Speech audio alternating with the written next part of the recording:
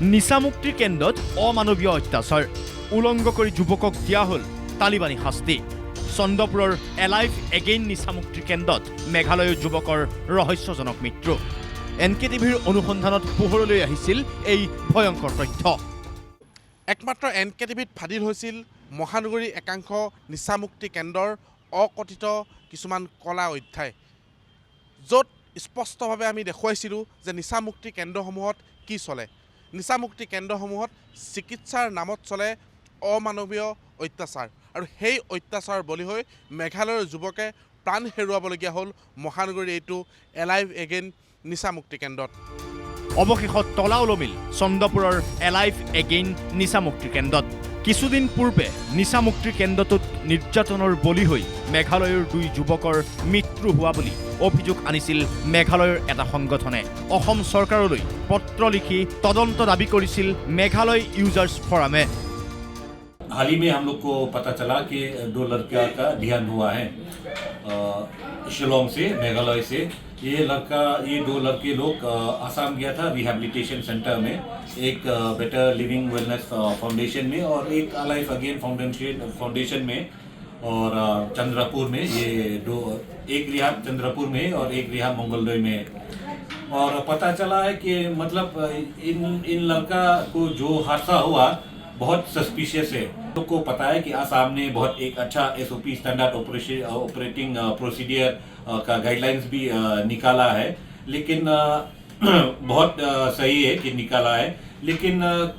बहुत सारे ऐसा रिहाब है कि आसाम में जो ये SOP फॉलो नहीं कर रहा है যুৱকক মাৰপিট কৰি হত্যা কৰাৰ অভিযোগ কেন্দ্ৰটোৰ বিৰুদ্ধে মৰণোত্তৰ পৰীক্ষাৰ অবিহনে কেন্দ্ৰটোৰ কৰ্তৃপক্ষই পৰিয়ালক গতাই দিছিল মৃতদেহ জোৰাবাটত গতাই দিছিল ৰিকলছন জুৰেবাৰ মৃতদেহ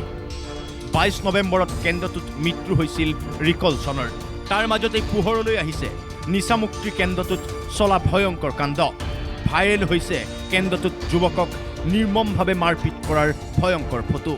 2 বছৰ পূৰ্বে এই এলাইভ এগেইন নিচামুক্তি কেন্দ্ৰতেই পাশবিক অত্যাচাৰৰ বলি হৈছিল মেঘালয়ৰ 4 যুৱক নিচামুক্তি কেন্দ্ৰত সংঘটিত ভয়ংকৰ কাণ্ডৰ কথা স্বীকাৰ কৰিছে ৰিহাবটোৰ স্বত্বাধিকাৰীয়ে এখন তোমাৰে ফটো নে চেণ্টাৰৰ আপোনাৰ এখন আজি হয় নে নহয় তোমাৰ চেণ্টাৰৰ ফটো হয় নে নহয় তুমি এই মাত্ৰ কৈছা এখন 2 বছৰ আগৰ আপোনাৰ মই কৈছো এখন ফটো আপোনাৰ মোৰ যোনটো আগৰ পুৰণা পাৰ্টনাৰ আছিলে সাকলিন মুস্তাক বুলি আপোনাৰ মংগলৰ ল'ৰা তো এখন তাৰ থ্ৰুদি হোৱা ফটো আৰু সেইটো ফৰ ডেথ ৰিজন হি ওলাই গৈছে সেম নাম আছিলে তেতিয়া এলাইভ এগেইনে আছিলে অৱশেষত নিচামুক্তি কেন্দ্ৰটোত উপস্থিত হয় মাদক দ্ৰব্য নিৰ্বাৰণী পৰিষদ কেন্দ্ৰটোৰ বিৰুদ্ধে উপযুক্ত তথ্য লাভ কৰাৰ পাছতেই পৰিষদে সিল কৰে এলাইভ এগেইন ফাউণ্ডেশ্যন আমি আজি ইনভেষ্টিগেশ্যনত আহিছিলোঁ আহি পেলাই আমি এইকেইদিন শুনি আছোঁ বাৰু কিন্তু গোটেই কথাবিলাক সত্য নে অসত্য সেইখিনিৰ কাৰণে আমি অলপ সময় এই এদিন দুদিন আমি ৰ'লোঁ কিন্তু দেখিলোঁ যে হয় সেইখিনি কথা সত্য হয় আৰু তেওঁলোকে এনেকুৱা বহুত মাৰপিটো কৰিছে তেনেকুৱা ফটো আমি পাইছোঁ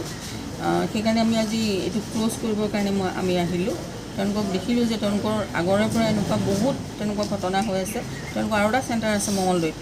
আজি শুনা পালোঁ মঙলদৈৰ পৰা 90জন মানে পেচেণ্ট পলাই গৈছে তেওঁলোকৰে চেণ্টাৰ হয় ইয়াৰ আশে পাশেও আৰু কেইবাটাও চেণ্টাৰ আছে কিন্তু সেইকেইটাও বহুত গণ্ডগোল আছে বুলি মই ভাবোঁ কিন্তু আমি খুব সোনকালে সেইকেইটাও আমি ইনভেষ্টিগেশ্যন কৰি চেণ্টাৰৰে হয় যিখন ভাইৰেল হৈ আছে সেইখন ফটো এখন চেণ্টাৰৰ হয় তেওঁলোকে কালি কৈছেই কিছুমান মানুহৰ আগত কিন্তু আজি সত্যটো লুকুৱাইছে তেওঁলোকৰ ফটো সেইখন ফটো তেওঁলোকৰে হয় এইখন চেণ্টাৰৰ হয় হয় আপুনি কিবা একশ্যন ল'ব আমি আজি ক্ল'জ কৰিছোঁৱে তেওঁলোকক আৰু এইটো খুলিবলৈ দিয়া নহয় বিভাগীয় মন্ত্ৰীৰ ধমক বহু দূৰৰে কথা নিচামুক্তি কেন্দ্ৰসমূহৰ বাবে শেহতীয়াকৈ জাৰি কৰা SOP নামানে এনে একাংশ নিচামুক্তি কেন্দ্ৰই NKTVৰ নিজাববীয়া অনুসন্ধানে প্ৰমাণ কৰিলে ৰিহাবসমূহত ৰোগী নিৰ্যাতনৰ অমানৱীয় অধ্যায় ভিডিঅ' জাৰ্নেলিষ্ট ধনজিত দাসৰ সহযোগত সুকৈলেন ৰাজখোৱাৰ ৰিপৰ্ট NKTV+।